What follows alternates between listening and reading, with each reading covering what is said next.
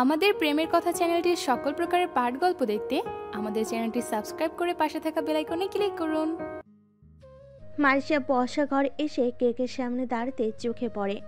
সেখানে বেশ সাবলীলভাবে লেখা, it's your day my adorable শর্টি।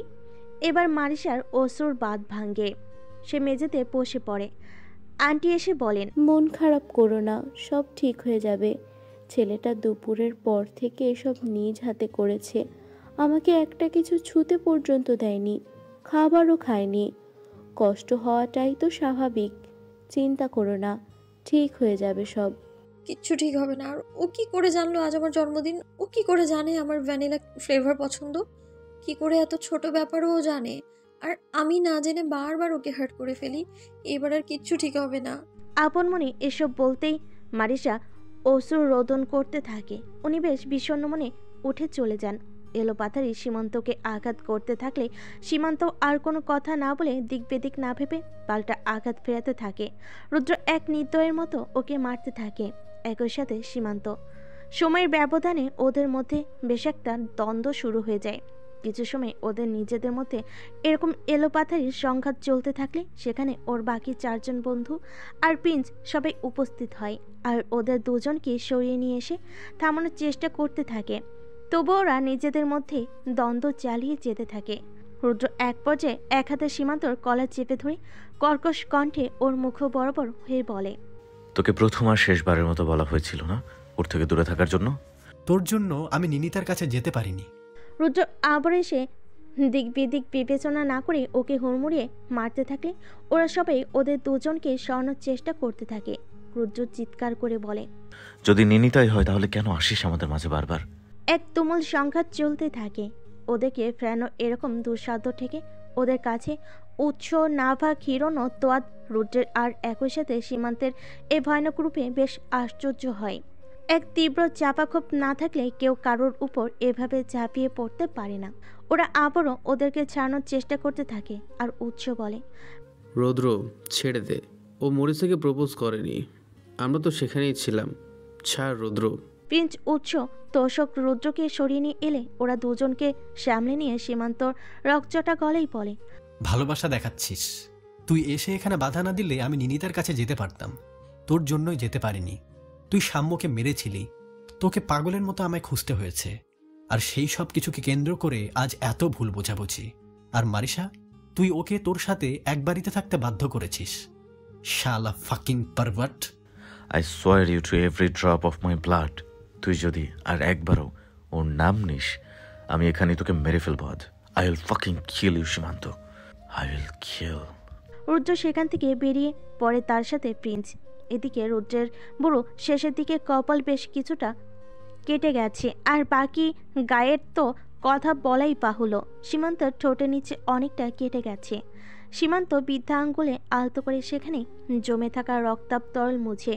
তার সাথে হাতের আর দেহের বেশ কিছু জায়গাও ছিঁড়ে গেছে। অনেক রাত্রে রুদ্র বাড়িতে ফিরে আসে তার বিধ্বস্ত চেহারাতে রাগ নিয়ে। চুলগুলো ভীষণভাবে ছড়িয়ে এলোমেলো হয়ে আছে। হাতের অবস্থাও বেশ খারাপ। কোনো মতে একটা ব্যান্ড এইড প্যাচ এলো। ঘরে ঢুকেই রুদ্র দেখে মাসা মেঝেতে বসে সোফাতে হাত দিয়ে তার উপর মাথা দিয়ে তন্দা আচ্ছন্ন। তার গালে অশ্রু জলের শুকনো দাগ লেগে আছে। মুখটা ফ্যাকাশি বর্ণ ধারণ করেছে। চুলগুলো এলোমেলো হয়ে পিঠে ছড়িয়ে আছে। চারপাশে সমস্ত কিছু একই রকম আছে।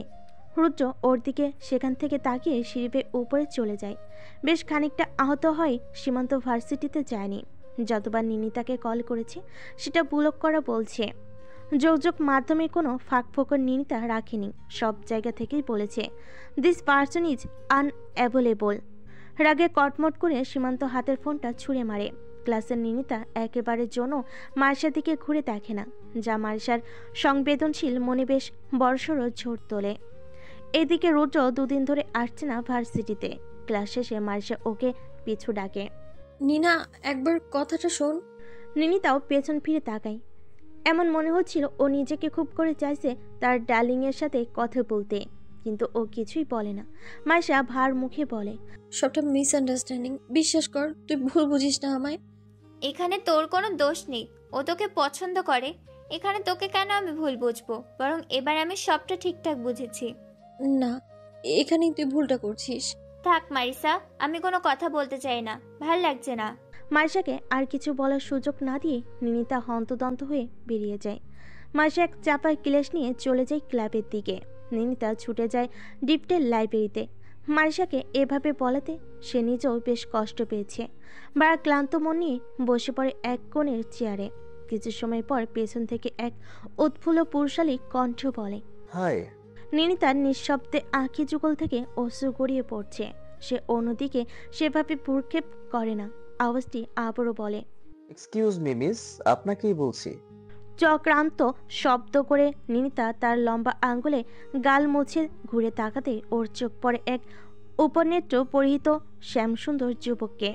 আর তার চোখে পড়ে নিনিতার শুভ্ররঙা বারাক্লান্ত অবয়। কিছু সময় তাকিয়ে থাকতে সে বলে, বিরক্ত করছি, চিনতে পেরেছেন? আপনি তো সেই। জি, লাল গোলাপ ডিয়ার। আর এখন সরি, অভিনন্দন। সেটা কিসের জন্য? আসলে আমার নাম অভিনন্দন, প্রত্যুষ অভিনন্দন। ও আচ্ছা। আপনার তো ক্লাস শেষ, তাহলে এখানে? এমনি ইচ্ছা করছিল বসতে, তাই। আপনি এখানে? মানে আপনি কোন ডিপ্টের? ম্যাথ, আর্কিটেকচার অফ আর ম্যাথ দুটোতেই ডিজাইন আর মাপঝোপ লাগে কিনা, তাই এখান থেকে কয়েকটা বই নিতে এসেছি। ও আচ্ছা। আপনি সেকেন্ড ইয়ার? আপনি? Last year. এবছরের? যারা সিনিয়র ছিল তাদের তো এবার এক্সাম হলেই শেষ। ঠিক আছে, আসছি। চলে যাচ্ছেন? কেন? এমনি, আপনার নামটা জানা হয়নি। একবার নিচে তাকিয়ে আলতো ঠোঁট চেপে সে আবার নিনিতার দিকে তাকিয়ে বলে, নিনিতা। সেদিনের জন্য সরি, অনেক এম্বারেসিং হতে হয়েছে আপনাকে আমার জন্য। সেটা তো আপনি সেদিনই বলেছিলেন, তাহলে আজ আবার? সেদিন ইনফর্মাল ছিল, তাই আজ ফর্মালি বললাম। কোনো ব্যাপার না, আমি বুঝতে পেরেছি। বলে নিনিতা চলে যায় সেখান থেকে। আর চলে যেতেই অভি ফুস করে এক চাপা শ্বাস নেয়। কাটতে থাকে এভাবেই দিন। রুদ্র কখন বাড়িতে আসে আর কখন যায় সেটাও মারিসা জানে না। দেখা হলে কথা বলার কোনো সুযোগ দেয় না বললেই চলে। তবে মারিসার সব ব্যাপারে তার নজর তীক্ষ্ণ। মারিসা সারাদিন কি করছে না করছে সব কিছুর প্রতি এক সূক্ষ্ম দৃষ্টি থাকে কেয়ারটেকার আন্টির। বলা বাহুল্য, বাড়িতে থাকাকালীন উনি মারিসাকে দৃষ্টিগোচর হতে দেন না। সমগ্র সময় যেন একজনের আদেশে। কিন্তু ওই দিনের পর থেকে মারিসার সাথে রুদ্র কথা বলে না, এবং কিছুটা নয় বরং পুরোটাই এড়িয়ে চলে বলে চলে। যতবারই মারিসা রুদ্রের কাছে যেতে চেয়েছে ব্যাপারটা মিটমাট করতে, ততবারই রুদ্র একরকম মারিসাকে এড়িয়ে গিয়েছে। তাই মারিসা আজ ঠিক করেছে যে যত যাই হোক আজকের ব্যাপারটা ঠিকঠাক করে রুদ্রকে বোঝাবে যে রুদ্র মারিসাকে ভুল বুঝেছে। সেদিনের ঘটনাটা সম্পূর্ণ উল্টো হয়েছে। যেই ভাবা সেই কাজ। মারিসা ঘর থেকে বের হতেই কেয়ারটেকার আন্টি বলেন রুদ্র এসেছে। আদুরে গলায় উনি বলেন। মারিসা খরগোশটাকে কোল থেকে নামিয়ে দিয়ে শাওয়ারে চলে যায়। সফেদ ধুতি সালোয়ার আর হালকা নীল রঙের লেডিস শর্ট টি শার্ট পরিহিত মারিসা চুলগুলো এলোমেলো করে মুছতে মুছতে বেরিয়ে আসে। দর্পণের মুখে দাঁড়াতে খেয়াল হয় গলার দিক, যেখানে অনেক আগে থেকে পেন্ডেন্টটা নেই তার গলায়। পেন্ডেন্টটার কথা ভাবতেই মনে পড়ে যায় সেদিনে সেই মুহূর্ত। মারিসা মুচকি এসে আবারও নিজের হুঁশে ফিরে। না, অনেক হয়েছে ভুল বোঝাবুঝি। আজ এলোমেলো সবকিছু শর্ট আউট করেই ছাড়বো। কথাটা বলতেই গগনে গরম গরম মেঘের আওয়াজ শোনা যায়। হঠাৎই আলতো বাজ পড়ার শব্দে মারিসা কিছুটা চমকে ওঠে। এর মধ্যে তার উত্তরের জানালা দিয়ে ভেসে আসে মৃদু হিমশীতল পবন। হালকা আকাশি রঙের পর্দা উঠতে দেখি মারিসা জানালার কাছে গিয়ে দাঁড়ায় আর বুঝতে পারে শীতের অখিল আজ ধূলিজালে আচ্ছন্ন। উত্তরে হিমকরা হাওয়ার সাথে প্রকৃতির তালে তাল মিলিয়ে ব্যস্ত হয়ে উঠে পড়ে লেগেছে দক্ষিণ গোলার্ধে শীত নামাতে। মারিসা শুনতে পাই বসে ঘরে কেয়ারটেকার আন্টি বকবক করছে। কথা বলতে বলতে উনি তার ঘরের দিকে চলে গেলেন। তার গলার আওয়াজ মৃদু হতে থাকে। ওনার বাকি কথা মারিসার কর্ণগোচর হয় না। এক পরিতৃপ্তি দৃষ্টিতে মারিসা জানালার বাইরে তাকিয়ে থাকে কাঠবাদাম গাছের টি হাউজের দিকে, যেখানে বৃষ্টির আগমন বুঝতে পেরে কাঠবিড়ালি আগে থেকে বাদাম তার ঘরে ঢোকাচ্ছিল। রুদ্রের ঘরের ছাদ বারান্দার মৃদু আলোতে সেটা স্পষ্ট দেখা যাচ্ছিল। মাসে আপন মনে হাসে আর বৃক্ষের সাথে এক দীর্ঘশ্বাস ছেড়ে বলে, বর্ষাপি ঠিকই বলেছিলে, একটা বিয়ে তোমার জীবন পাল্টে দিল, আর একটা আমার। বেশ কিছুটা সময় কেটে যাওয়ার পর মারিশা সেখান থেকে সরে আসে। দরজাটা একটু খুলতেই আশানুরূপভাবে কিচেনের রুদ্রকে কফি মেকারের সামনে আবিষ্কার করে। ওকে দেখেই মারিশা চুপিসারে আবারও দরজাটা লাগিয়ে দেয়। মারিশা জানে এখন রুদ্র একা একা ডিনার করবে, তবে এখন যদি মারিশা ঘর থেকে বের হয় তাহলে প্রতিবারের মতোই রুদ্র খাবার রেখে কথা না শুনেই চলে যাবে, যার কারণে রাতের খাবার খাওয়াও হবে না। তাই মারিশা দর্পণের সাথে দাঁড়িয়ে কিছু সময় সব প্র্যাকটিস করে আসলে কি কি বলবে এবং ব্যাপারটা সহজে রুদ্রকে বুঝাবে এবং রাগারাগিও করবে না। কিছু সময় অপেক্ষা করে মারিশা নিজের ঘর থেকে সপ্তপনে দরজা খুলতে দেখে রুদ্র এর মধ্যে চলে গেছে। তার মানে রুদ্র কফি নিতে এসেছিল, খাবার খেতে নয়। সেটা মারিশা আন্দাজ করতে পারে। ও নেই দেখে দরজাটা খুলে মারিশা বসার ঘরে দেখে। চারপাশ ভালোভাবে পর্যবেক্ষণ করে বুঝতে পারে রুদ্র নেই, মানে নেই। বসা করে দাঁড়িয়ে মারিশা দেওয়ালে ঝোলানো মস্ত ঘড়িতে দেখে 9টা বেজে 12। যে ছোট ঘরটিতে দাদু থাকতো সেখানে এগিয়ে যেতে মারিশা দেখে আন্টি নিজের খেয়ালে হয়তো কাঁথা সেলাই করছিলেন। মারিশা এসে সিঁড়ির দিকে পা বাড়ে, তবে দেখা যায় রুদ্রের ঘরের আলো নেভানো। তবুও মারিশা তার চিরচেনা ঘরটির দিকে এগিয়ে যায়। উপরে দাঁড়াতে চোখে পড়ে টেরেস থেকে মৃদু আলো আসছে। মারিশা ঘরের সামনে দাঁড়িয়ে থাকলো, নবে মোচে দেওয়ার সাহস হচ্ছিল না। সে দাঁড়িয়ে ভাবতে থাকে। এমন অবস্থায় একজন নিলিপ্ত চোখ নেশাঘোর দৃষ্টিতে উপরের টেরেসের দরজায় হেলান দিয়ে দাঁড়িয়ে আপাতমস্তক দেখতে থাকে মারিশাকে। সে তার তীক্ষ্ণ আর ধীর দৃষ্টিতে যেন মারিশাকে আপাতমস্তক ছুঁয়ে যাচ্ছিল। মারিশার লম্বা এলো চুল, গলা ঘাড় ফুলো ফুলো, মসৃণ শুভ্র বাদামি গাল, মৃদু গোলাপি ঠোঁট আর আখি যুগলের ঘন পাপড়ি। তার সাথে যতবার মারিশা শুষ্ক ঢোক গিলছে সবকিছু তার মহাবিষ্টের ন্যায় চাহনি যেন নিরীক্ষণ করে যাচ্ছিল। মারিশা জোরে শ্বাস নিয়ে নবে মোচড় দিতেই দরজা খুলে যায়। ভেতরে ঢুকে রৌদ্রের ঘরে উকি দিয়ে সে দেখে তিমিরে আচ্ছন্ন ঘরে মৃদু আলো জ্বলছে। তবে রৌদ্রকে না দেখে সে কিছুটা অবাক হয়।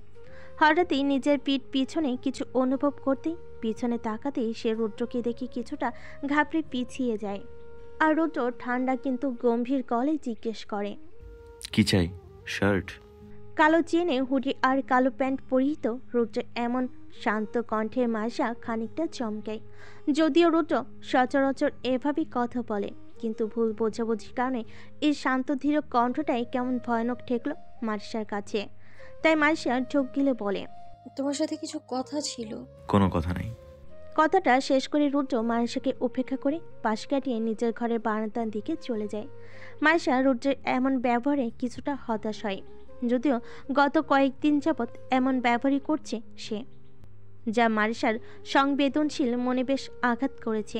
এবার রুদ্রকে সরি বলার সুযোগটুকুও দিচ্ছে না।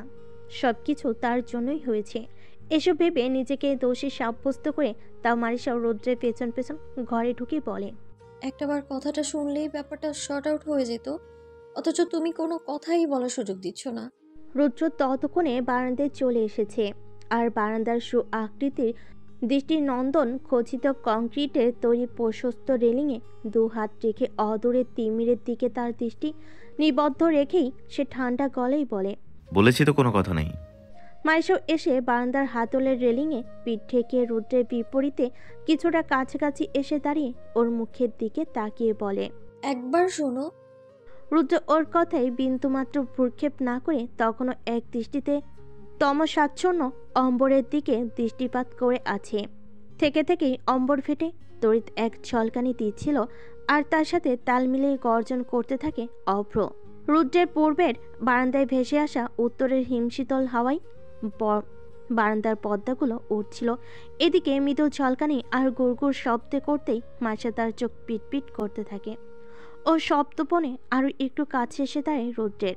মারিশার বারবার বলা সত্ত্বেও রুদ্র কোনো পত্রিকা না খুলে মারিশা কিছুটা সাহস করে রুদ্রের পরিহিত হুডির কোমরের কাছের দিকটা আলতো করে টেনে নিচু স্বরে এবার অনবরত বলতে থাকে, রুদ্র প্লিজ শোনো। বলার সুযোগ না দিলে কিভাবে বলবো বলো? রুদ্র, এ রুদ্র। মারিশার এভাবে এতবার বলে রুদ্র ধীরে তার চোখের পলক ফেলে ওর দিকে তাকিয়ে কিছুটা উগ্র কণ্ঠে বলে ওঠে, কি বলবে তুমি? কি বলতে চাও তুমি? বলার মতো কি আছে? হঠাৎ করে রুদ্রে এমন ধমকে কথা বলায় মারিশা কেঁপে ওঠে আর উৎকণ্ঠা দৃষ্টিতে তাকিয়ে থাকে অনক মুখ করে। মাইশাকে এভাবে কেঁপে উঠতে দেখে রুদ্র মুহূর্তেই কিছুটা নরম এবং শান্ত কণ্ঠে বলে, বলো কি বলবে? তুমি সেদিনের ব্যাপারটায় আমায় ভুল বুঝছো। কি মনে হয় তোমার? কি ভুল বুঝছি আমি? সেদিনের কথা নিনিতা সবই বলেছে। ওইখানে তোমরা দুজন একসাথেই ছিলে, আর সীমান্ত সেখানে কে? কথাটা শেষ না করতে রুদ্র রাগ সামলাতে না পেরে তার ব্যান্ড এইড করা হাতের কংক্রিটের তৈরি বারান্দার রেলিংয়ে বেশ জলভাবে পাঞ্চ করে। এতে মাইশা আগের চেয়ে আরও ভরকে যায় রুদ্রের এমন রুদ্রমূর্তি রূপ দেখে। তুমি কি করলে এটা? তোমার তো হাতে আবারও লেগে গেছে। তোমার তো এমনিতেও ওই হাতে ব্যথা। হুড়মুড়িয়ে কথাটা শেষ করে মাইশা হাত পায়ে রুদ্রের আঘাতপ্রাপ্ত হাতটি ধরার জন্য, কিন্তু তার আগে রুদ্র তার হাত সরিয়ে নাগাল থেকে সরিয়ে নেয়। মাইশার নাগাল থেকে সরিয়ে নেয়। নাছরবান্দা মাইশাও এবার রুদ্রের এমন ব্যবহারে হাত বাড়িয়ে দু হাত দিয়ে শক্ত করে হুডিটার কোমরের কাছের দিকে চেপে ধরে বলে, সেদিন এমন কিছুই হয়নি যেমনটা তুমি ভাবছো। নিনা তো নিজেই সবটা ভুলে বুঝেছে। এমন সময় উত্তরে শীতল আচমকা ঠান্ডা হাওয়া বইতে থাকে এবং মৃদু তড়িতের ঝলকানি দেখা যায়। আমাকে একবার এক্সপ্লেইন করতে দাও। সেদিন এমন কিচ্ছু হয়নি যেমনটা তুমি আর নিনা ভাবছো। আর ওই কেকটাও আমার জন্য ছিল না। সেদিন আমার জন্মদিন, সেটা তো সীমান্ত। ওর নামটা শুনেই কথাটা শেষ করার আগে রুদ্র তার আঘাতপ্রাপ্ত বলিষ্ঠ হাতে মার্জার এক হাতের বাহু শক্ত করে চেপে ধরে বারান্দার রেলিংয়ে ওকে ঠেকে অনেকটা নিচু হয়ে তর্জনী আঙ্গুলে উঁচিয়ে কর্কশ কণ্ঠে বলে, ব্যাস শর্টি, তোমার মুখে আমি ওর নামটাও শুনতে চাই না।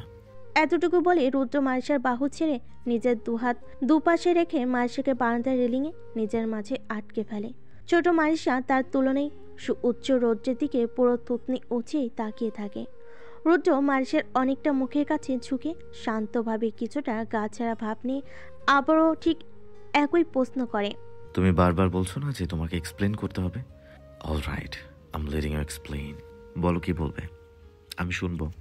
হুট করে রুদ্রের এমন কাছা সম্মতি মার্শার খুব একটা ভালো ঠেকলো না। ওর এমন কণ্ঠে মার্শা কিছুটা উদ্বিগ্ন হয়ে পড়ে, আর যেভাবে সব কথা সাজিয়ে এসেছিল সব যেন শিকলের মতো পেঁচিয়ে যেতে থাকে, যার মুখ দেখে বোঝা যাচ্ছে। রুদ্র এবার তীক্ষ্ণ নজরে তাকিয়ে মার্শাকে দেখতে থাকে। মার্শা তখনও দু হাতে আলতো করে রুদ্রের হুডি কোমরের দুপাশ থেকে ধরে আছে। আশেপাশে ঠান্ডা হওয়ার তোর যেন পূর্বের তুলনায় বাড়ছে, সাথে তড়িতের ঝলকানিতে আশপাশটা আলোকিত হতে থাকে। সেই ঝলকানিতে রুদ্র মার্শার ঠিক কতটা কাছ থেকে তীক্ষ্ণ দৃষ্টিতে তাকিয়ে এবং তার সাথে জল কতটা শক্ত তা মার্শার বুঝতে বিলম্ব হয় না। রুদ্রকে এভাবে তাকিয়ে থাকতে দেখে মার্শা বিড়বিড়িয়ে বলে, তুমি এইভাবে তাকিয়ে থাকলে আমি কিভাবে বলবো? কথাটা বলতে বলতেই প্রকাণ্ড আওয়াজে এক বজ্রপাত হয়। বিকট এক শব্দ, যেন মনে হচ্ছে খুব কাছে কোথাও বজ্রপাতটি হয়েছে। আওয়াজটি হতেই মার্শা বেশ জোরে সোরে কেঁপে ওঠে, আর আলতো করে ধরে রাখা রুদ্রের হুডি মুহূর্তে জোরালোভাবে তড়িৎ বেগে রুদ্রের খুব কাছে এগিয়ে যেতে ওকে অপ্রত্যাশিত মুহূর্তের সম্মুখীন হয়। রুদ্র যেহেতু মার্শার মুখ বরাবর ঝুঁকেছিল, তাই মার্শা টাল সামলাতে না পেরে এগিয়ে যেতেই ঠিক রুদ্রের অধরের সাথে তার অধর মিলিত হয়। ন্যানো সেকেন্ডের ঘটনায় চোখ কটর থেকে বের হওয়ার উপক্রম হয়ে মাইশা বুঝতে পারা মাত্রই তড়িৎ গতিতে আহাপরশ দূরে সরে আসে আর নিজের ঠোঁট দুহাতে চেপে ধরে। রুদ্রের অবস্থান অপরিবর্তনীয়, আর রুদ্রকে প্রতিক্রিয়াহীনভাবে তাকিয়ে থাকতে দেখে মাইশা রুদ্রের দিকে তাকিয়ে বেশ কয়েকবার চোখের পলক ফেলে। এহেন ঘটনায় রুদ্রের কপালের তীক্ষ্ণ ভাঁজ যেন ক্ষণিকে শিথিল হয়, যা মাইশার দৃষ্টিগোচর হয়। মাইশা রুদ্রের দিকে তাকিয়ে আবার নিজের ঠোঁট দুহাতে সরিয়ে নেয়। ধর্ম ধর্ম শব্দে মাইশার হৃদস্পন্দন হতে শুরু করে দিয়েছে। মৃদু পবনে রুদ্রের এলোমেলো হয়ে কপালে পড়ে থাকা চুলগুলো উঠছে। রুদ্রের মুখ তখনও নির্বিকার, তবে এই অপ্রত্যাশিত মুহূর্তে প্রতিক্রিয়াহীনভাবে রুদ্র এমনভাবে কথা বলে যেন কোনো কিছুই ঘটেনি। রুদ্র স্থির গলায় বলে, it's okay, I know you didn't intentionally do it. কথাটা শেষ করার আগেই মার্শা এবার স্ব ইচ্ছায় রুদ্রের অধর নিজের দখলে নিয়ে নেয় তার কোমল স্পর্শে। আশঙ্কিক কার্যে রুদ্র কিছুটা চমকায়, তবে মুহূর্ত দেরি না করে পরক্ষণে নিজেকে সামলে এক হাতে মার্শার কোমরে উন্মুক্ত পৃষ্ঠদেশ তার বাহু জুড়ে আলিঙ্গন করে, আরেক হাতে মার্শার ঘাড়ে রেখে সে নিজে একান্ত কাছে টেনে এনে বলিষ্ঠ বক্ষের সাথে মিশিয়ে নেয় ওকে। আর মারিসার সমগ্র অধর জুড়ে কেবল তার দখলদারিত্ব চলতে থাকে। বেশ কিছু সময় পর মারিসা হাঁপিয়ে উঠলে সেটা রুদ্রের বোধগম্য হতেই সে মারিসাকে সময় দেয় ঠিক হবার জন্য। মারিসা নিচের দিকে তাকিয়ে বড় বড় শ্বাস নিতে থাকলে রুদ্র ওর কপালের সাথে কপাল ঠেকে খুব ধীরে বিড়বিড় করে বলে, তুমি জানো তুমি কি করেছো শর্টি? তুমি যদি এমন করতে থাকো, it will hard for me to hold myself back. ওর এই কথা শুনে মারিসার চোখ তুলে রুদ্রের ধূসর রাঙ্গা চোখের দিকে গভীর দৃষ্টিতে তাকিয়ে এক ভয়ঙ্কর উত্তর দেয়, Then don't hold yourself back. আশেপাশে বিদ্যুৎ ঝলকানোর সাথে শীতের উত্তরের হাওয়া বাড়তে থাকে। রুদ্র মারিসার উত্তরে ওর কোমর ছেড়ে দেয়। ছেড়ে দিতে ও সোজা হয়ে দাঁড়ায় আর রুদ্র মারিসাকে দু হাতে তুলে সামনের প্রশস্ত কংক্রিটের রেলিংটাতে বসায়। হুট করেই তোলাতে মারিসা রুদ্রের হুডির কাঁধের কাছে চেপে ধরে, যা অনুভব করলেও সেদিকে ভ্রুক্ষেপ করে না রুদ্র। তবে মারিসার দিকে তাকাতে রুদ্র দেখে সে এক প্রগাঢ় দৃষ্টিতে অপলক রুদ্রের দিকেই তাকিয়ে। সেই দৃষ্টি ছিল এক শীতল নীল সমুদ্রের প্রগাঢ় চাউনি, তেজে ঝলসে যাওয়া অন্ধকারের দিকে। রুদ্র দূরত্ব কমিয়ে নিয়ে আসে ক্ষণিকেই, আর ওর শর্ট টি শার্টের সরে গিয়ে উন্মুক্ত হয়ে থাকা কোমরের দুপাশ চেপে ধরে রুদ্র এগিয়ে যায় মারিসার ভীষণ কাছে। প্রথমে ঘাড়ের পাশে, এরপর গলাতে। রুদ্র মুখ ডুবায়, ধীরে ধীরে এগিয়ে যায় মারিসার অধরের দিকে। দুহাতে রুদ্রের গলা জড়িয়ে মারিসাও ডুবে যায় তার রৌদ্রময়ে। মুহূর্ত বিচরণের এক পর্যায়ে মারিসা রুদ্রের কাঁধ থেকে হাত ছুড়িয়ে রুদ্রের হুডির চেনে হাত রেখে সেটা খানিকটা খুলতেই রুদ্র মুহূর্ত ভেঙে মারিসার তারার হুডির চেনে রাখা হাতের দিকে তাকায়, যা দেখে মারিসা থেমে যায়। দৃষ্টি সরিয়ে রুদ্র মারিসার কালচে চোখের দিকে তাকিয়ে ফিস ফিস করে বলে, আমার মনে হয় তুমি এর জন্য এখনো প্রস্তুত না। I'm ready for this. Are you? Cause I don't like any confusion.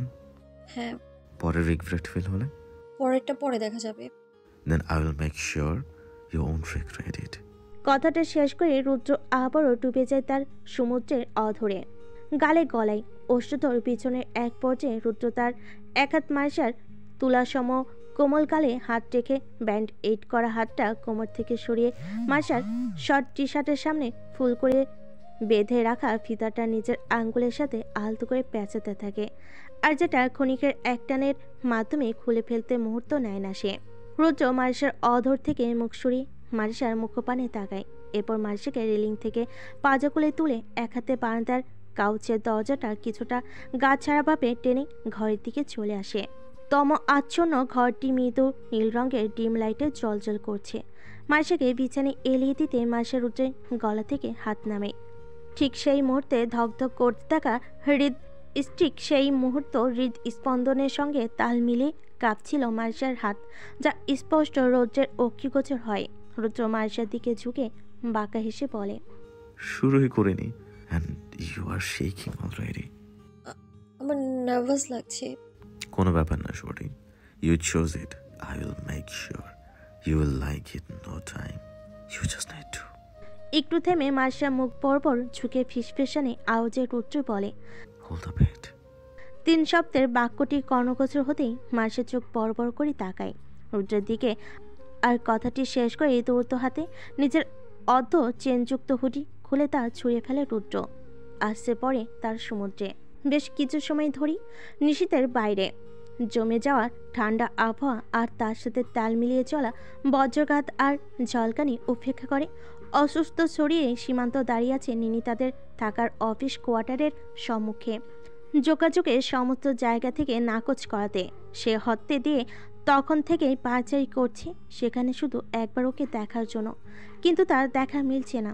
এদিকে কিচেনের জানালার কাছে কোনো কাজে আসতে নিনিতার মায়ের চোখ পড়ে সীমান্তকে দাঁড়িয়ে থাকতে। তার মুহূর্ত বিলম্ব হয় না ওকে চিনতে। উনি দৌড়ে গিয়ে নিনিতাকে বলতেই নিনিতা জানালার সামনে এসে দাঁড়ায়। ওকে দাঁড়াতে দেখে সীমান্তের কপালে ভাত শিথিল হয়। সীমান্ত ইশারায় সবভাবে সরি বলতে থাকে আর ওকে বাইরে আসতে বলে, কিন্তু নিনিতা নির্বিকার হয়ে জানালার কাছে কিছু সময় দাঁড়িয়ে থেকে ব্লক খুলে ওকে ফোন করতেই সীমান্ত দ্রুত সেটা রিসিভ করে। নিনিতা বলে, কেন এসেছেন? দয়া করে চলে যান, আমার এসব ভালো লাগছে না। একবার কথাটা তো শোনো, না শুনলে কি করে বুঝবে? একটা সুযোগ দাও এক্সপ্লেইন করার। কিচ্ছু শোনার নেই, যা দেখার আমি নিজের চোখেই দেখেছি। আপনি চলে যান, একটু বাদে এখানে অফিসের সবাই ফিরে আসবে। আমাকে দয়া করে হাসির পাত্র বানাবেন না, চলে যান। এতটুকু বলেই ও কল কেটে সরে আসে জানালা থেকে। সীমান্ত আবারও কল করে সেখানে আবারও শোনা যায়, দিস পার্সন ইজ আনঅ্যাভেলেবল। সীমান্ত হতাশা আর রাগে ফুঁসতে থাকে। পত্রটিদের মৃদু কিচিরমিচির জানান দিচ্ছে ভোর হতে চলেছে। নিশীথের আবহাওয়া বেশ বৈরী থাকায় জম্পেশ কুয়াশা আচ্ছন্ন চারিদিক। ভোরে সূর্য দেখা মিলতেই এখন কিছু সময় বাকি। টিপ টিপ অখিযুগল মেলে তাকাই মারিসা বিভিক্সের ভেতর থেকে। চারিপাশ ক্ষীণ আলোয় আলোকিত। বারান্দার হালকা টেনে রাখা কাচের দরজা ভেদ করে দৃষ্টি কাড়ে পূর্বের সূর্য মেঘের আবডাল থেকে বের হওয়ার জন্য উদ্যত। ঠান্ডা হাওয়াতে সফেদ পর্দাগুলো উঠছে। কেবল অক্ষিযুগল বের করে মারিসা চারপাশের অবস্থান দেখতে থাকে। আর ঘটে যাওয়া গত নিশীথের ঘটনা মাথাতে আসতে সে আবারও বিভিক্সের ভেতর মুখ লুকায়। খানিক বাদে মারিসা আবারও মুখ বের করে তার জমে যাওয়া অসার দেহ নিয়ে কিছুটা নড়ার চেষ্টা করে, তবে সে কিঞ্চিত নড়তে পারে না, কারণ তার অসার হয়ে থাকা তনু আষ্টে আবিষ্ট হয়ে আছে তার তুলনায় বিশাল এক দেহের আবরণে। কালো রঙের ট্রাউজার পরিহিত রৌদ্র তার বলিষ্ঠ দেহের সমগ্র ভার এলিয়ে অনুক্ত দেহে মারিসার গলায় মুখ খুঁজে এক সন্তুষ্টির ঘুমে আচ্ছন্ন। মারিসা ওদিকে মোহবিষ্টে নাই দৃষ্টিতে চেয়ে রৌদ্রের চোখের উপর পড়ে থাকা চুলগুলো আলতো করে সরায় আর ভাবে, একই মানুষ অথচ গত রাতের উগ্রতা আর এখনকার শীতল আবির্ভাব, কতটা পার্থক্য। মারিসা দৃষ্টি সরিয়ে আশেপাশে কিছু একটা খুঁজতে চোখে পড়ে। রৌদ্রের সেই দিনে সেই কালো হুডি তার বালিশের থেকে কিঞ্চিত দূরে। উন্মুক্ত হাত বাড়িয়ে সেটা মারিসা নিয়ে নেয় তার দখলে। খানিক বাদে মারিসা বেশ নড়চড়ে রৌদ্রের ঘুম ছুটে যায়। ততক্ষণে মারিসা তার কাজ ছেড়ে ফেলেছে। রৌদ্র মুখ তুলেই ঘুমন্ত ভারী গলায় বলে রৌদ্র ভুরু কুচকে ঘুম চোখে বারান্দার দিকে একবার তাকায়। আচমকা রৌদ্রের অনম্বর কথাতে মারিসা চমকে থেমে যায়, কারণ ও বোঝেনি ওর বিচলনে রৌদ্রের ঘুম ভেঙে গিয়েছে। বেশ ইতস্তত হয়ে ও রৌদ্রের দিকে তাকিয়ে বলে, ঘুম ভেঙে গেছে তোমার? কথাটা চলাকালীন রৌদ্র ওর দিকে তাকিয়ে ওর গায়ের উপর থেকে বিভিক্সটা কিঞ্চিত সরিয়ে বলে, হুডি কেন পরেছ? যেভাবে ছিলে সেভাবেই ভালো লাগছিল, হুডির দরকার নাই। রৌদ্রের বিস্তৃত কথায় মারিসার শুভ্র বাদামি রাঙ্গা গাল মুহূর্তে লালাবাদ ছড়িয়ে দেয়।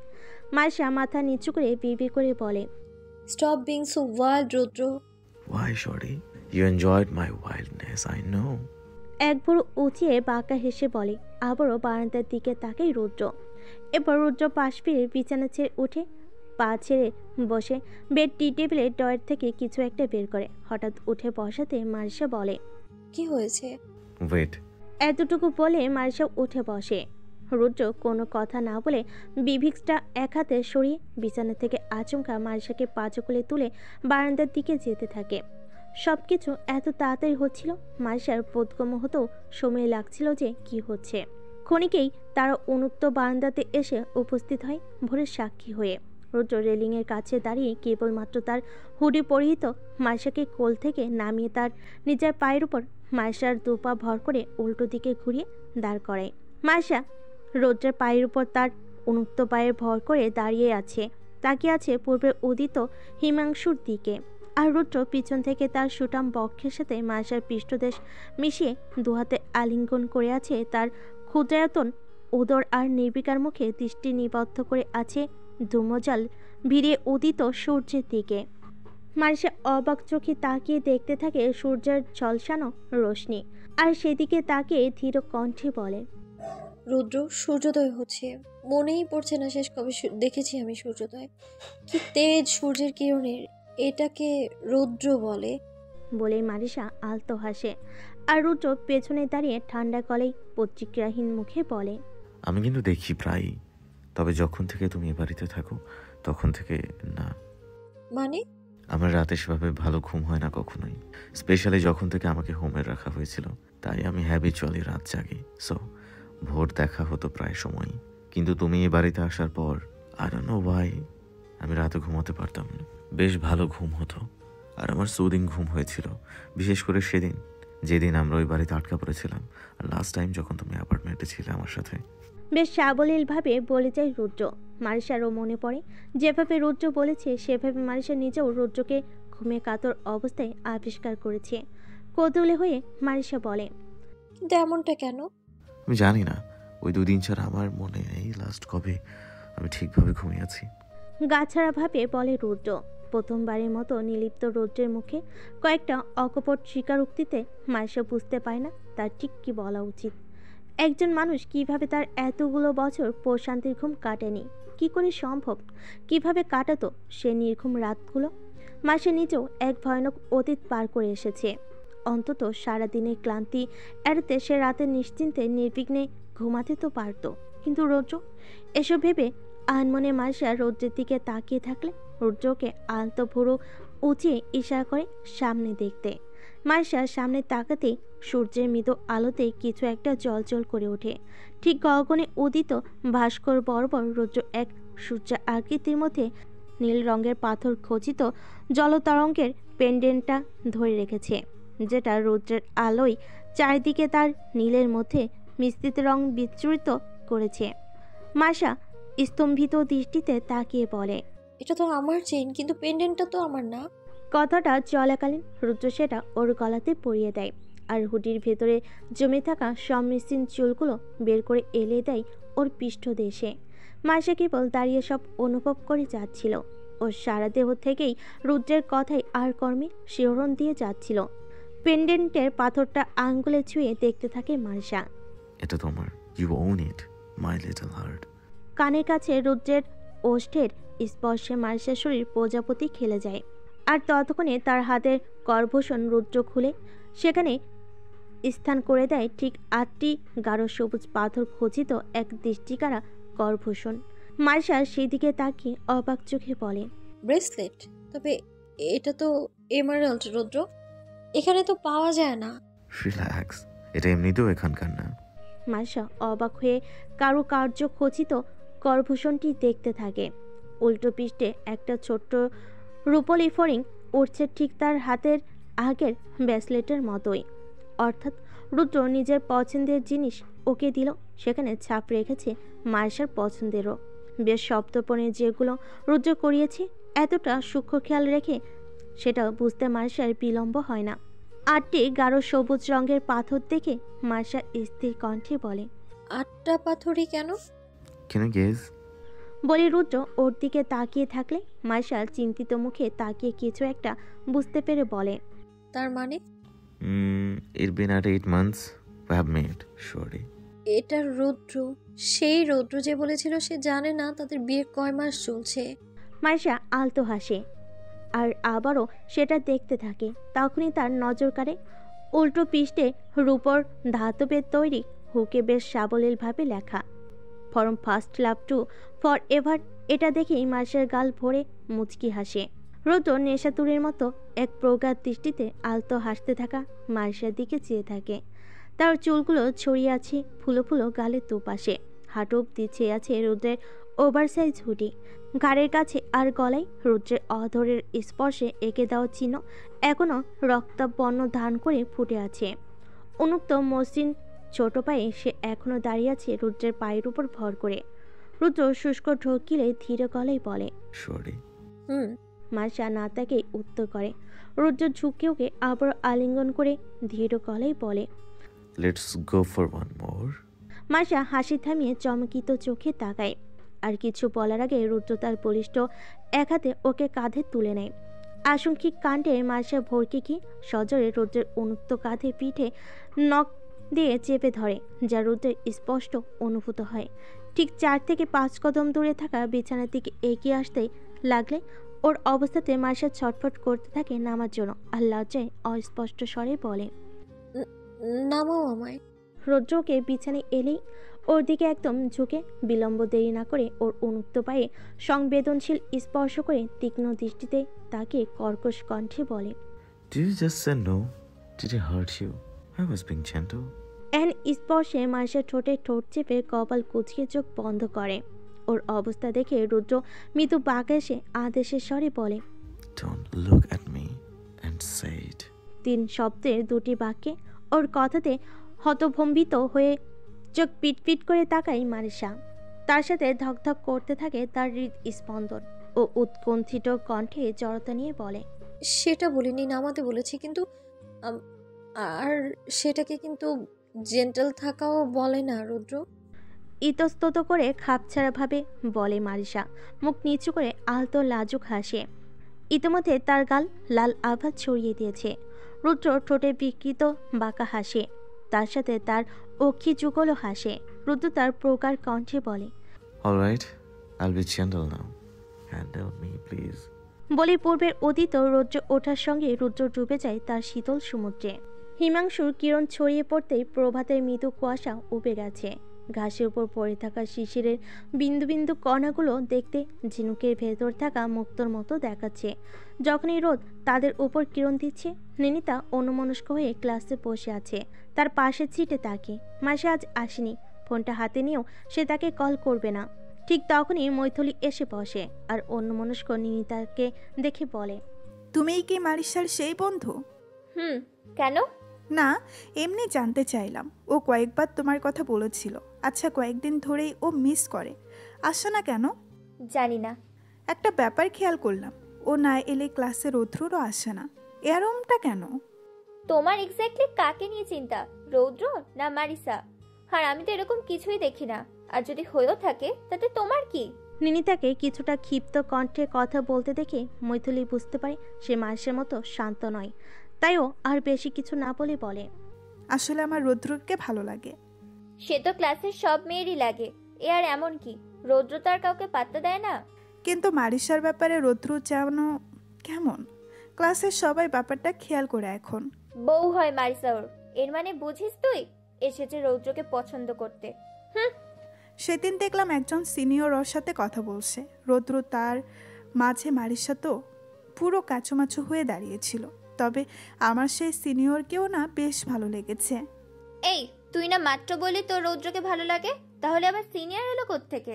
রৌদ্র তো ফিরেও তাকায় না, হ্যান্ডসাম বলে বেশি ভাব, অ্যাটিটিউড দেখায়। তবে সিনিয়রকে দেখে বেশ ভালো মনে হয়েছে।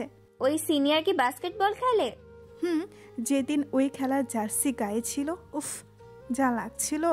ওর কথায় কটমট করে তাকিয়ে থাকে নিনিতা, আর ওদের দুজনকে কথা বলতে দেখে স্যার ধমকে ওঠে। এতে মৈথিলীর ওপর নিনিতার মেজাজ আরও বিগড়ে যায়। ঠোঁটের উপর কলমটা কিছুক্ষণ আড়াআড়ি করে টিচার বেরোতে লম্বা মুখ করে সেও বেরিয়ে যায়। শিবে ভবন থেকে বের হতে সবচেয়ে পরিচিত মুখটি চোখের সামনে দাঁড়িয়ে। নিনিতার ঠোঁট কোণে কামড়ে একবার নিচের দিকে তাকিয়ে এরপর চলে যেতে নিলে সীমান্ত পথ আটকায়। পাশ কাটিয়ে যেতে নিলে হাতে আলতো টান অনুভব করতেই নিনিতার ভেতরটা ধক করে ওঠে। ফিরে তাকাতে সীমান্ত হাত ছেড়ে দেয় আর বলে, সরি, একবার কথা শোনো, এরপর যা ইচ্ছে বলো। আমার কিচ্ছু শোনার নেই। আমি আগে থেকেই জানতাম আপনি মারিসাকে পছন্দ করেন। আমি বোকা, তাই আপনার কথা বিশ্বাস করেছিলাম। বাজে কথা বলো না, যেমনটা ভাবছো তেমনটা নয়। এক্সপ্লেন করার সুযোগটা দাও একটু। আমার দেরি হয়ে যাচ্ছে, যেতে হবে। সীমান্তকে আর কিছু বলার সুযোগ না দিয়ে নিনিতা আবারও চলে যায়।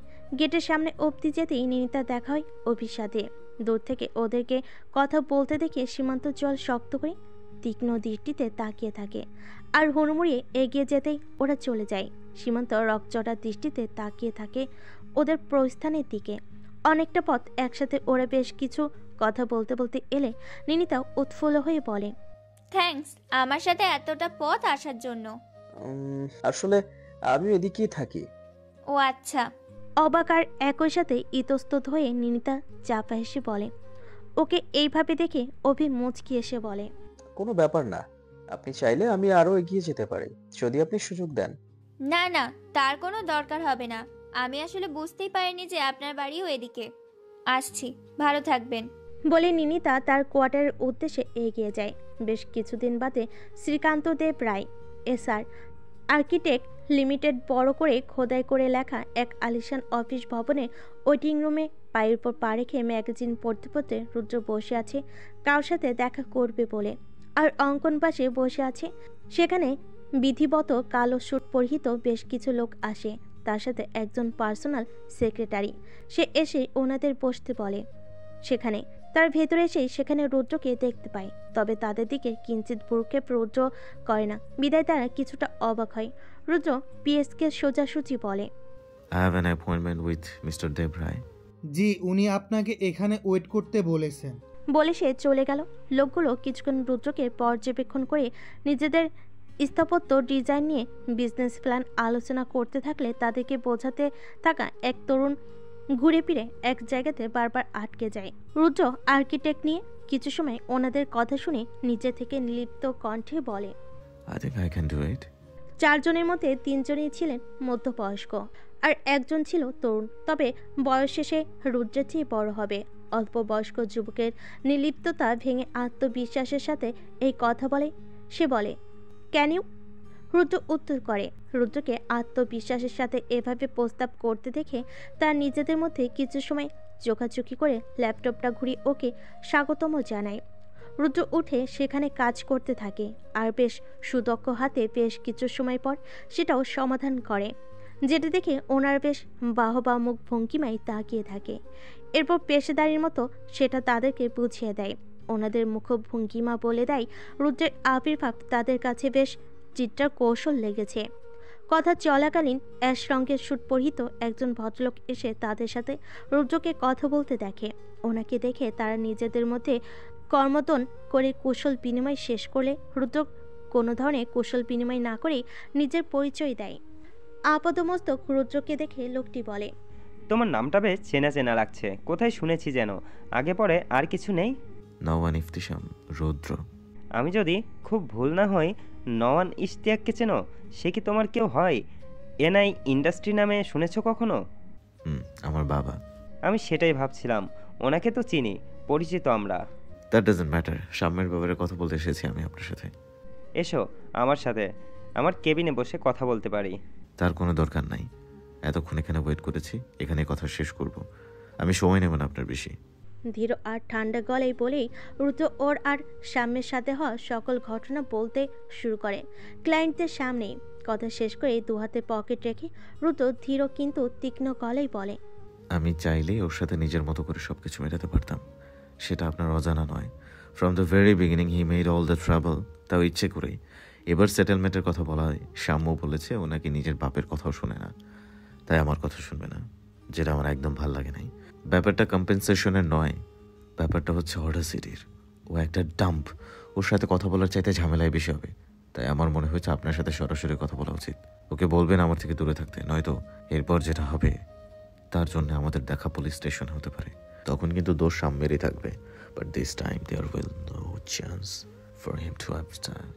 একে নিজের ছেলের সকল গুণগান। তারপর ক্লায়েন্টরা সামনে দাঁড়িয়ে থাকায় ভদ্রলোক মুখ ভার করে চুপ করে শুধু ওর কথা শুনে যায়, বাকি থাকা মান সম্মান বাঁচাতে। 10 সপ্তাহ ছেলের সেটা বিবেচনা করে উনি সুবিচারে মুখ করে শুধু বলেন, সাম্য যেন তোমার কথা শোনে সে ব্যবস্থা আমি করব। রুদ্র আর কিছু না বলে বেরিয়ে যায়। ক্লায়েন্টরা সবকিছু আর সাম্যের ব্যাপারে শুনে বেশ তাচ্ছিল চাহনিতে তাকিয়ে থাকে। রুদ্র বেরিয়ে এলে তার সাথে অঙ্কনও বেরিয়ে আসে। অফিস ভবনের নিচে কিছু সময় রুদ্র তার গাড়ির সামনে দাঁড়িয়ে থাকতেই তার অপ্রত্যাশিত পিছু ডাক সে শোনে। অঙ্কন পিছু তাকালেও রুদ্র না তাকে বাঁকা হাসে। বিকেলের আকাশ মেঘাচ্ছন্ন, হালকা কুয়াশা ইতিমধ্যেই ঢেকে গেছে চারিদিক। বাস্কেটবল গ্রাউন্ডে একের পর এক বল ছুঁইতে মিস করছে সীমান্ত। রেগে বিষণ্ণ মন নিয়ে সীমান্ত গ্রাউন্ড ছেড়ে গ্যালারির দিকে যায়। কিছুটা গম্ভীর স্বভাবের হলো সীমান্তকে এত বিষণ্ণ দেখে ওরা চারজন ভারাক্লান্ত চেহারা নিয়ে দাঁড়িয়ে থাকে। হঠাৎই উৎসের কাছে ফোন এলে সেটা রিসিভ করতেই উৎস ভয়ানকভাবে চমকে ওঠে। মিস্টার শাহরিয়ার, মানে সীমান্তের বাবা। এই সীমান্ত, তোর ফোন কোথায়? তোকে ফোন করছে বারবার বাড়ি থেকে, ধর কথা বল তোদের ম্যানেজারের সাথে।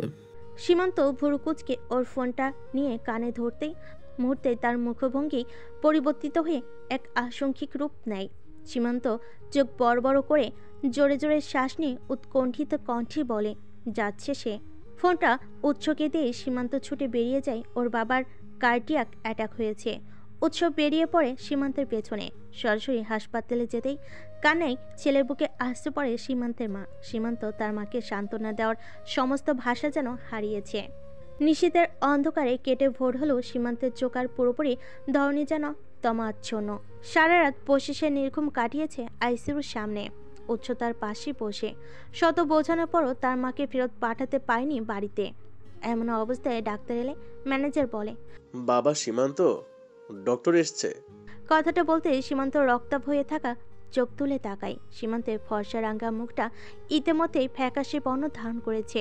তার মা উঠতে লাগলে সীমান্ত বলে, বসো তুমি, উৎস। এতটুকু বলেই উৎসকে ডেকে ইশা করে ওর মায়ের দিকে, এরপর এগিয়ে যায় ডাক্তারের দিকে। পরিচিত ডাক্তার এসেই বলে। সীমান্ত কোনো উত্তর না করে কেবল হ্যাঁ সূচক মাথার নালে উনি বলেন,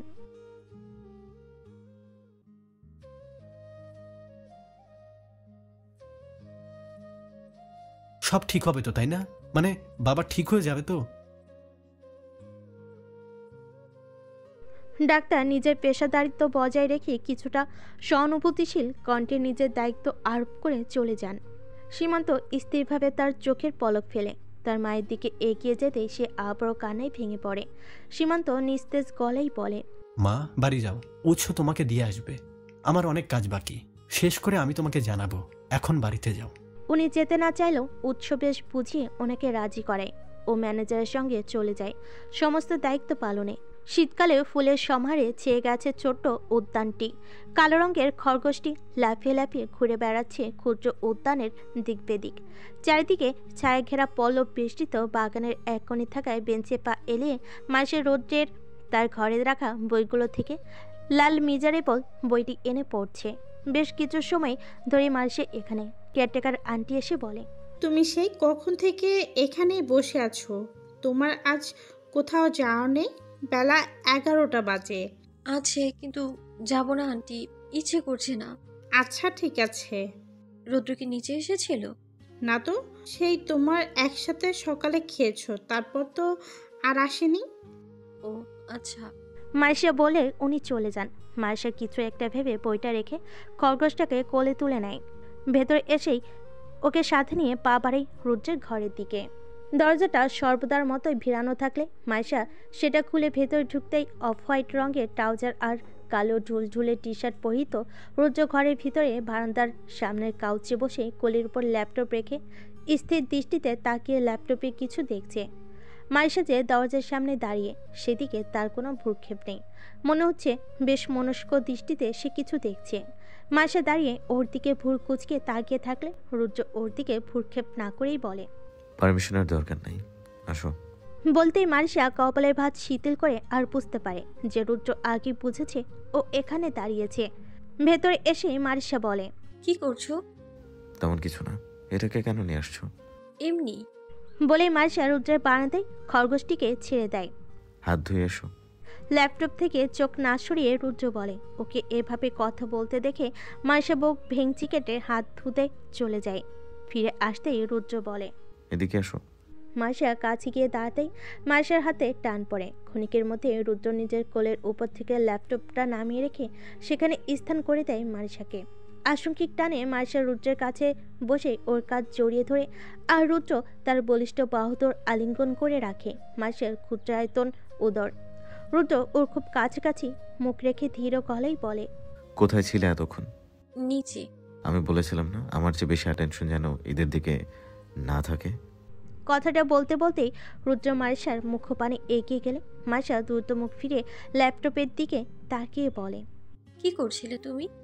তবে তাতে খুব একটা কার্যসাধন হয় না।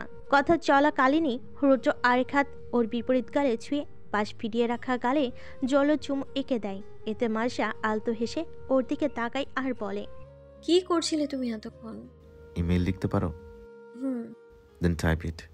কিন্তু কি লিখবো আর কাকে পাঠাবো? বলে দিচ্ছি আমি। ঠিক আছে। বলে রুদ্র মারিশাকে কাউচে বসে উঠে দাঁড়ায় আর মেলটা বলতে থাকে। মারিশা দ্রুত হাতে ইংলিশে সেটা টাইপ করতে থাকে আর বলে, একটু ধীরে বলো, নয়তো ভুল হবে আমার। ডাজন্ট ম্যাটার, রিচেক করবো আমি। তারপর তুমিই বকবে। আমি বকি তোমাকে? বেশিরভাগ সময়ই। আর আদরটা চোখে পড়ে না, তাই না? আবার কি বলতে কি বলে ফেলেছি। ওর সাথে কথা বলে কনভারসেশন সোজা না গিয়ে এদিক সেদিক চলে যায়। পরপর 3টে মেল টাইপ করে শেষ করে মারিশা বলে, কমপ্লিট। Save age draft. করেছি। আচ্ছা, প্রফেসর রোজারিও কে? আর এই স্কলারশিপের উইথড্রটা বুঝতে পারলাম না ঠিক। এতটুকু বলেই মারিশার মনে পড়ে ঘরে ঢুকে সে দেখেছিল রুদ্র বেশ মনোযোগ দিয়ে কিছু একটা দেখছে ল্যাপটপে। কি হতে পারে ভেবে এক দুষ্টু চিন্তা তার মাথায় চক্র কাটতে থাকে। মারিশা রুদ্রের ল্যাপটপের ভিডিও ফোল্ডারে টুক করে ঢুকে পড়ে। বারান্দার কাছের দরজার সামনে সফেদ পদ্মচড়া এক হাতে পুরো সরিয়ে রুদ্র মার্শার সেই কিউবটা হাতে ঘোরাতে ঘোরাতে সামনে পেছনে পাচারি করতে করতে বলে, প্রফেসর উনি, আর যেই বেঙ্গলি হোমে আমি ছিলাম চ্যারিটির অথরিটি মেম্বার হিসেবে উনি ছিলেন সেখানে। উত্তর করতে মার্শা রৌদ্রের দিকে তাকায়, তারপর আবার ফোল্ডারে। তবে পুরো ফোল্ডারটা ব্ল্যাক দেখতে পায় সে। সেই দুষ্টু চিন্তা যে পুরোটাই অর্থহীন সেটা বুঝতে পেরে মার্শা ফোল্ডার থেকে মনোযোগ সরিয়ে রুদ্রের কথাতেই মনোনিবেশ করে। তবে সে সেই ফোল্ডারটা থেকে বের হতেই ভুলে যায়, আর সেটা সেভাবে রেখে রুদ্রের সাথে কথা বলতে থাকে। মার্শা বলে, তোমার সাথে ওনার বেশ ভালো সম্পর্ক, মানে ইমেইলে যা বুঝলাম। সেসব জানি না, তবে উনি আমার সাথে সবসময় ছিলেন। উইকেন্ডে প্রায় সবার প্যারেন্টস দেখা করতে এলেও আমার সাথে দেখা করতে কেউ হাসতো না, যেটা আমার চেয়ে বেশি তার চোখে পড়েছিল।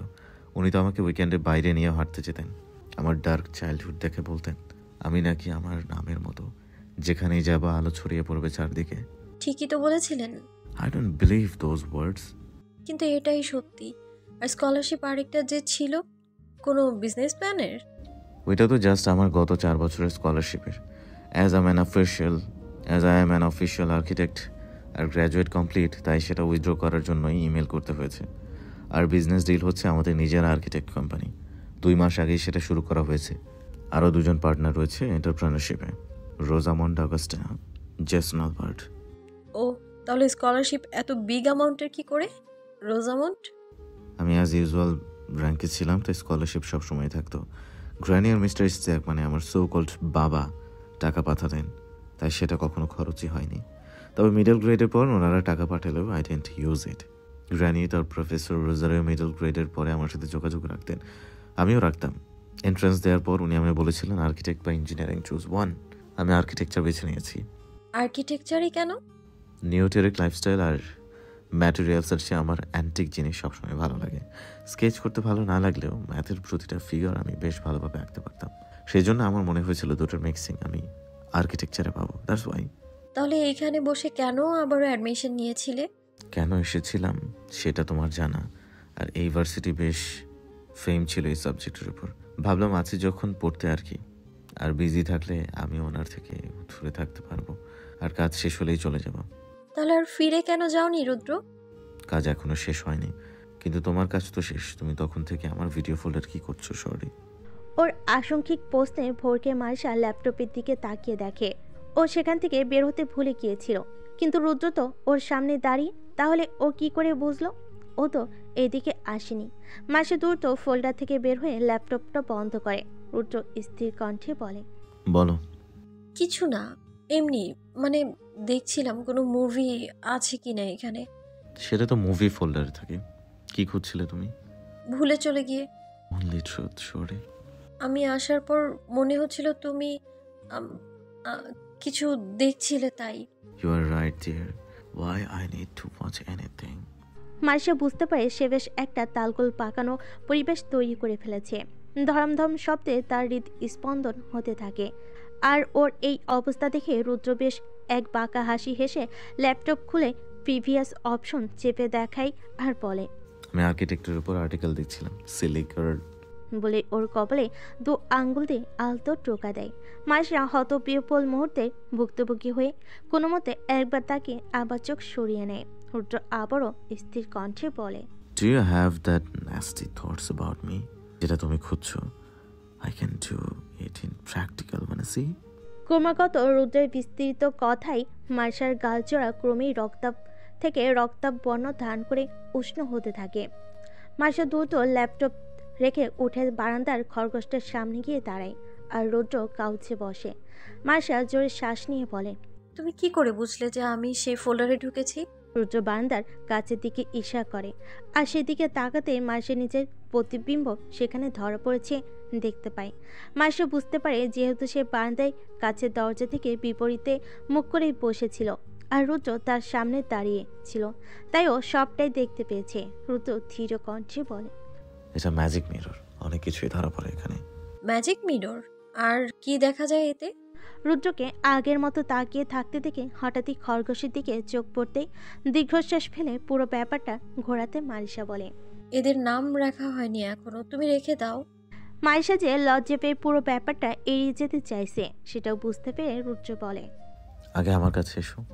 মারিসা আর কথা না বাড়িয়ে রুদ্রের কাউচের সাথে এসে হাউটিতে ভর করে বসে বলে, এবার ঠিক করে দাও নাম। কুইক কোয়েশ্চেন, তোমার নাম? মারিসা। অর্থ? শান্ত, শীতল সমুদ্র। কিন্তু এটাই তো অর্থ। Alright, leave it. তোমার প্রিয় ঋতু?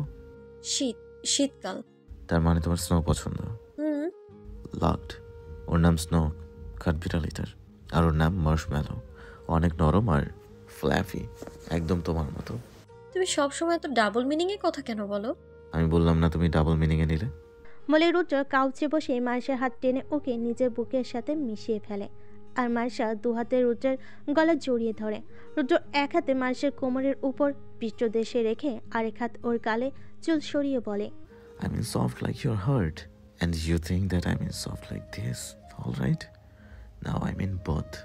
মার্শা রুদ্রের মুখ বরাবর ঝুঁকে দুহাত রুদ্রের গলার পেছনে জড়িয়ে দৃষ্টি দিয়ে রুদ্রের শুভ্ররাঙ্গা কণ্ঠ স্থির নিচের অংশে স্থান করে নেওয়া তিলটার দিকে। আর রুদ্র দুহাত মার্শার পৃষ্ঠদেশে রেখে ওকে নিজের সাথে এমনভাবে মিশিয়ে নেয় যেন ওরা নিজের মধ্যে কিঞ্চিত দূরত্বটুকু ঘুচিয়ে নেয় সে। রুদ্রকে সেদিকে তাকিয়ে থাকতে দেখে বুঝতে না পেরে বলে, What? আমার এই তিলটা ভালো লাগে। আঙ্গুল দিয়ে আলতো স্পর্শ করে মৃদু জড়তা নিয়ে মারিসা বলে, You mean flake? Oh, see this one? But I like all your tiny and... রুদ্রের কথা চলাকালীন অক্ষি কোটর বের করার মতো চোখে মারিসাকে তাকিয়ে থাকতে দেখে নির্বিকারভাবে কথা বলতে থাকা রুদ্র থেমে যায়। মারিসা ঠোক গিলে স্তম্ভিত হয়ে বলে, তার মানে তুমি কখন এইসব?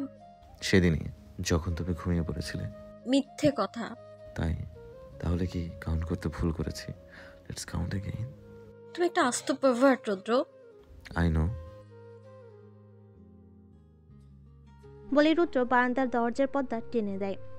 লাল রঙের জলজল করতে থাকা বাতিটার দিকে উদ্বিগ্ন চোখে তাকিয়ে আছে একজোড় চোখ।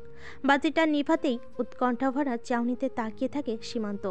ওটি থেকে বের হতেই ডাক্তারের সম্মুখ হয় সীমান্ত আর উনি বলেন, সব ঠিক আছে বলে ডাক্তার চলে গেলে এক পাহাড় সময় চিন্তা নেমে যেতেই সীমান্ত স্বস্তির নিঃশ্বাস নেয়। সারা সকাল এভাবে কেটে যায় সীমান্তের। দুপুরের পর ওনাকে একবার দেখে সীমান্ত বেরিয়ে আসতেই উৎসর ম্যানেজার দুজনই আসে। সীমান্ত ম্যানেজারকে ধীর কণ্ঠে বলে, ঠিক কি হয়েছিল আমাকে বলুন তো, ডিলটা ক্যান্সেল কি করে হলো? আসলে ডিলের ব্যাপারটা তো জানোই, লোকগুলো বেশ কিছুদিন ধরেই মন মনাচ্ছিল এবার আমাদের সাথে ইনভেস্টমেন্ট নিয়ে। তবে আমরাও টাকা খরচ করে ফেলেছিলাম, তাই বাধ্য ছিলাম ওনাদের সঙ্গেই হাত মেলাতে। টাকার অঙ্কটাও বেশি ছিল, সব নিয়ে স্যার বেশ চিন্তিত ছিল। আজ শ্রীকান্ত স্যারের সাথে ওনারা কথা বলতে এসেছিল, কিন্তু কোনো একটা ছেলে এসে ক্লায়েন্টদের সামনেই সাম্যের ব্যাপারে সমস্ত গুণগান উগলে দিল। ব্যাস, একে তো ওনারা অজুহাত খুঁজছিলেন, তার উপর শ্রীকান্ত স্যারের ফ্যামিলি হিস্ট্রি শুনে ওনারা বেশ একটা খুঁত বের করে ফেললেন। প্রফেশনাল আর পার্সোনাল লাইফ মিলেমিশে একাকার। সাম্যের উগ্রতা, অবাধ্যতা আর তার সাথে ইল্লিগাল রেসিং সব শুনে মান সম্মান যায় যায় অবস্থা। এসব প্রফেশনাল লাইফে কি পরিমাণ প্রভাব ফেলে বোঝই তো। ব্যাস, ওনারা ডিলটা পিছিয়ে দিলেন। একরকম তো হাস্যরসাত্মক করে বলেই ফেলেছিলেন, আগে ঘর সামলান, ডিল নিয়ে না হয় পরে দেখব। আর সেই খবর দুপুরে আসে আমাদের কাছে, আর আমাদের কাছে আসে তখনই স্যার আর নিজেকে সামলাতে পারলো না। অনেক বড় ক্ষতি হয়ে যাবে কিনা। ছেলেটার নাম কি? শুনলাম নওয়ান ইশতিয়াকের ছেলে নাকি, নাম রোদ নাকি। ইবতিসাম রুদ্র? হ্যাঁ হ্যাঁ, এটাই এটাই। একই সময় বিকেলে অ্যাশ রঙের শার্ট আর কালো প্যান্ট পরিহিত রুদ্রকে বারান্দার রেলিংয়ের সামনে দাঁড়িয়ে থাকতে দেখে দুটি সালোয়ার আর টপস পরিহিত মারিসা পেছন থেকে আলতো করে জড়িয়ে ধরে রুদ্রকে। রুদ্র ওর হাত টেনে ওকে নিজের কাছে নিয়ে এসে দাঁড় করাতেই মারিসা বলে,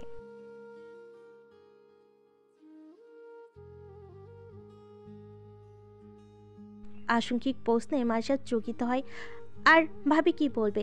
সীমান্তের কথা উঠলে সব এলোমেলো হয়ে যায়। মারিসা বলে, সব তো তোমাকে বলেছি, সব আয়োজন ছিল নিনাকে প্রপোজের জন্যে। আমি শুধু ওকে ফোন করে নিয়ে এসেছিলাম, তাই সেখানে দাঁড়িয়ে ওর আশা অবধি ওয়েট করছিলাম। সেটা না, যেদিন তোমরা আর্কিটেক্ট ভবনে গিয়েছিলে সেদিন। তুমি কি করে জানলে সেটা? উত্তর দেবে, পাল্টা প্রশ্ন না। কথা না বাড়িয়ে সেদিনের ব্যাপারটা মারিসা বলতে শুরু করে। 1 মাস আগে আর্কিটেক্ট ভবনে। সীমান্ত বলতে শুরু করে। আমি তোমাকে যা বলবো তুমি হয়তো আমাকে ভুল বুঝবে, কিন্তু তবু আমি বলবো মারিসা, সেই প্রথম দিনের মিসআন্ডারস্ট্যান্ডিং এর পর আমি তোমার সাথে ফ্রেন্ডলি মিশতে চেয়েছিলাম।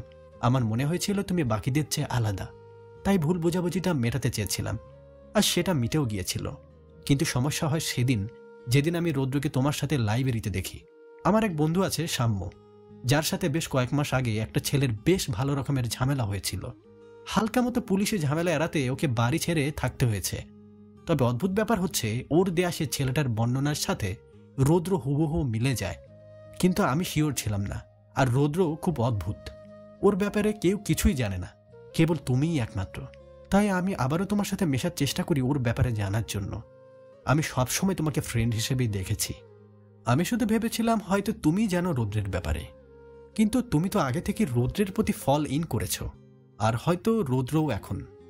তাই আমি শুধু শুভাকাঙ্ক্ষী হিসেবে একটা কথাই বলতে চাই, রৌদ্রই সেই ছেলে যে সাম্যকে রেসিং এরিয়াতে মেরেছিল, ফ্লাইওভারে আরও কয়েকটা ছেলেকে মেরেছিল, এমনকি সেদিন তোমাদেরকে যারা ধাক্কা দিয়েছিল শুনেছ, নিশ্চয় তাদের অবস্থাটাও অনেক খারাপ। এই সব কিছুই রৌদ্র করেছে। He is an aggressive toxic man. ও তোমার জীবনটাও শেষ করে দেবে। দাঁড়ান, থামুন আপনি। কি প্রমাণ আছে যে রৌদ্র এগুলো করেছে? আমি ওকে চিৎকার করেও কখনো কথা বলতে শুনিনি। কেন বানাচ্ছেন এসব? আর আপনি কি করে জানলেন যে ওই ছেলেগুলোকে রৌদ্রই মেরেছে? ওরা বাজে ছিল, সবার সাথেই বাড়াবাড়ি করতো, ওদেরকে তো যে কেউ মারতে পারে। কিচ্ছু বানাচ্ছি না, ওই ছেলেগুলোকে মারার প্রমাণ নেই আমার কাছে। তবে সেদিন তোমার থেকে ওই ঘটনা শোনার পর আমি নিজেই ঠিক করেছিলাম ওদেরকে শিক্ষা দেব। কিন্তু পরদিনই ওদের ওই অবস্থা জানতে পেরে নিনিতাকে জিজ্ঞেস করায় ও সেদিনের ঘটনা বলে দিল। ওদেরকে মারার আগে লাস্ট ওই ছেলেগুলোর সাথে রৌদ্রের ঝামেলা হয়েছিল। যাই হোক, ওদের মারার ব্যাপার বাদ দিলেও বাকি সব মিলে যায়। রেসিং এরিয়াতে যারা যায় তাদের নামের সাইন করতে হয়, আর সাম্যকে যে মেরেছিল তাকেও রেস করার আগে সাইন করতে হয়েছিল। তার সাইনটা ছিল IR। একই সাইন ট্যুর প্রজেক্টের সময় রৌদ্র স্টুডেন্ট ফর্মেও করেছে। যদি তাই হয় তাহলে পুলিশের কাছে যান। আমাকে কেন বলছেন এসব? আপনার কিসের এত রাগ ওর উপর? পুলিশে যাওয়া যাবে না, কারণ রৌদ্রের দোষ থাকলেও সাম্যেরই দোষ বেশি। ওর বাবা প্রেস্টিজের ভয়ে কোনো কেস করবে না। আমার ওর উপরে কোনো রাগ নেই, তবে আমি ওকে সাম্যের সাথে বন্ধুত্বের খাতিরে খুঁজেছি অনেক দিন। তারপরও ওর করে যাওয়া এসব অমানুষের মতো কাজের ভিড়েও তোমার কাছে সবসময় ভালো সেজে থাকে, সবার কাছে ভালো সেজে থাকে, যে ব্যাপারটা আমার একদম ভালো লাগেনি। আর তুমি খুব ভালো মেয়ে, তাই আমার মনে হয়েছে যেটা আমি জানি সেটা তোমার ভালোর জন্যই আমার তোমাকে জানানো উচিত। আর রৌদ্রের ব্যাপারে খবর নেয়াতে তোমার সাথে মেশায় এদিকে নিনিতা হয়তো ভাবছে আমি তোমাকে পছন্দ করি। আপনি নিনাকে পছন্দ করেন? হ্যাঁ, অনেক অনেক আগে থেকেই, কিন্তু সুযোগী হয়ে ওঠেনি এসবের ঝামেলায়। আমি ভাবতাম তোমার সাথে মেশাতে জেলাস হয়ে রৌদ্র আমার সাথে ঝামেলা করলেও হয়তো ওকে ধরতে পারতাম, but he is too cunning. ওর থেকে দূরে থেকো মারিসা। এতদিনের সমস্ত জটলা ভাঙতে পেরে আমার হালকা লাগছে। আমি তোমাকে সব বললাম, সব। আমি জানি আমি দোষী, যদি পারো আমায় ক্ষমা করে দিও। বন্ধু হিসেবে আমি শুধু তোমার ভালো চেয়েছি।